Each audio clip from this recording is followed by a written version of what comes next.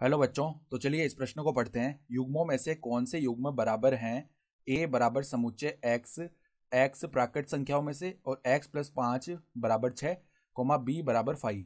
तो यहाँ पर देखो हमारे पास में एक युग्म दिया हुआ है समुच्चय का, तो हमें बताना है कि ये बराबर है या नहीं। ठीक है, तो प्रश्न में आगे बढ़ने से पहले इस प्रश्न से संबंधित जो मुख्य उदाहरणा है उसकी हम चर्चा कर लेते हैं। तो देखो मुख्य उदाहरणा, यदि यदि कोई समुच्चय P बराबर है किसी समुच्चय Q के है, तो यहां से क्या होगा? तो जो P में अवयवों की संख्या है ना, वो बराबर होगी Q में अवयवों की संख्या के। ठीक है, तथा तथा P व Q में समस्त अवयव समान होते हैं।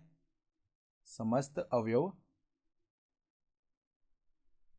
समान होते हैं, अर्थात यदि दो समुच्चय में जो अवयवों की संख्या है वो बराबर आ रही है, साथ ही साथ सारे अवयव समान आ रहे हैं, तो इसका मतलब क्या है कि दोनों समुच्चय आपस में बराबर हैं। ठीक है, तो अब देखो ए समुच्चय लिख लेते हैं पहले हम।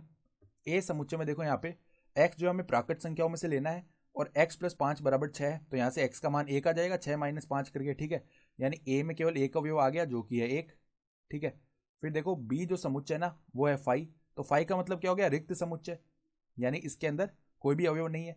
तो अगर हम ए में अवयव की संख्या लिखें तो वो तो हो जाएगी 1, क्योंकि एक अवयव आ रहा है ना इसके अंदर।